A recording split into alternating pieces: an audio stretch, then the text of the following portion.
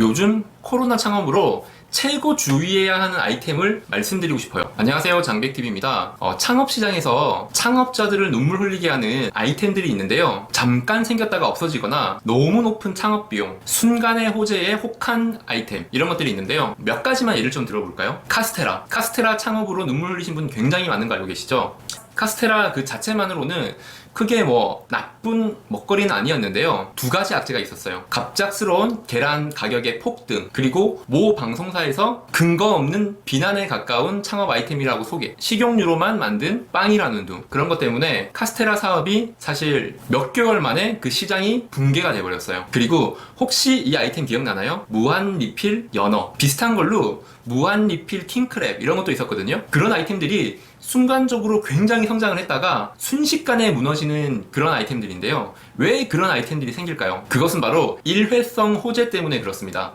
당시에 무한리필 연어와 무한리필 킹크랩, 이런 것들이 반짝 창업의 붐이 일어난 이유는 그 당시에 그 연어나 킹크랩들이 어떠어떠한 무역 갈등, 어떠어떠한 이유로 갑자기 가격이 엄청 싸게 풀려버린 거예요. 이 시장에 반값에 풀려버리고 반값에 시장에 나와버리니까 고객들에게는 굉장히 호재죠. 그러다 보니까 그런 싼 가격의 재료들로 무한리필 창업 아이템을 만드는 겁니다. 아이디어는 굉장히 좋아요. 언제 이런 가격이 나오겠어 하는 생각으로 창업을 하니까요. 하지만 그렇게 어떤 순간적인 호재로 가격이 무너져버린 그런 식재료로 사업을 한다는 것은 아주 저렴한 가격에 고객에게 제공을 할 수 있다는 장점은 분명히 있습니다. 하지만 무슨 단점이 있을까요? 뻔하죠. 다시 그 가격이 올라가면 그 가게들은 고객에게 외면당할 수밖에 없잖아요. 누가 이 가격으로 사 먹어? 이렇게 인식이 되다 보면은 그 가게들은 순식간에 망할 수밖에 없습니다. 자, 이번 코로나 사태가 일어나고 나서 코로나 창업이라는 관련 사업 아이템들이 굉장히 성장을 하고 있거든요. 굉장히 성장을 하는 만큼 아주 주의해야 됩니다. 어떤 거냐면 코로나 사태가 일어나고 어떤 외식 시장이 성장한 줄 아세요? 바로 배달입니다. 배달. 그런데 배달 시장이 많이 성장을 하지만 지금 제가 말씀드리는 거 꼭 귀를 기울이세요. 지금 무서운 창업 아이템들이 여러분을 노리고 있을지도 몰라요. 이번 코로나 사태 때 반드시 주의해야 되는 아이템이 있습니다.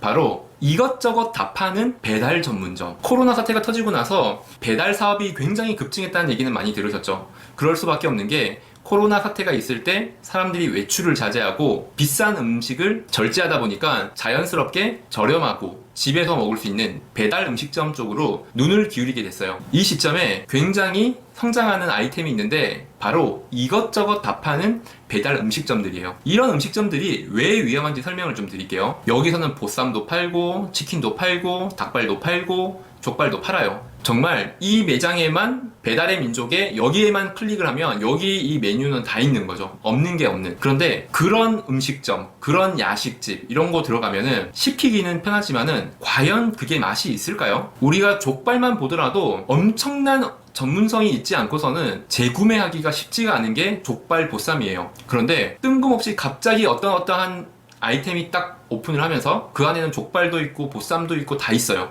어떻게 그런 게 가능한 걸까요? 바로 원팩 시스템으로 제공을 하기 때문에 그래요. 큰 물류 공장에서 즉석에서 먹을 수 있는 원팩 시스템, 굉장히 달콤하게 들리죠. 조리가 편안하고 금방 될 것 같으니까. 창업은 굉장히 냉정해야 됩니다. 나 자신에게요. 편하고 쉬운 게 좋은 게 아니에요. 고객에게 어필이 되어야만 그게 좋은 아이템이잖아요. 자, 생각을 해봅시다. 내가 이 여러 가지 아이템을 판다는 그런 생각을 하기 전에 나는 어떤 걸 주문해서 먹죠? 내가 만약 족발을 시킨다고 가정을 해보죠. 배달의 민족에서 족발을 보다가 어떤 족발을 시켜요? 여기는 족발로선 1등이지, 이런 곳을 시키지 새로 오픈했다고 막 시키진 않아요. 주문이 편하다고 시키지도 않아요. 그렇죠. 그런데 파는 사람들 입장에서 보면은 나는 이것저것 다 팔고 싶은 거예요. 어떤 아이템은 보니까 이 브랜드로 배달 전문점을 오픈하면 조리는 간편하고 금방 보낼 수 있다라고 홍보를 해요. 창업 비용도 엄청 저렴하다고 하고요. 그러면 창업을 하시는 분들은 이걸 한번 먹어보겠죠. 먹어보면 이렇게 판단을 합니다. 이 정도면은 괜찮은 것 같은데? 고객의 눈높이는 파는 여러분보다 훨씬 높아요. 적당히 괜찮으면 먹지를 않습니다. 잘 생각해보세요. 수년간의 노하우로 끓여낸 족발과 공장에서 막 만들어낸 냉동 족발, 먹어보니까 먹을만 하다고 해가지고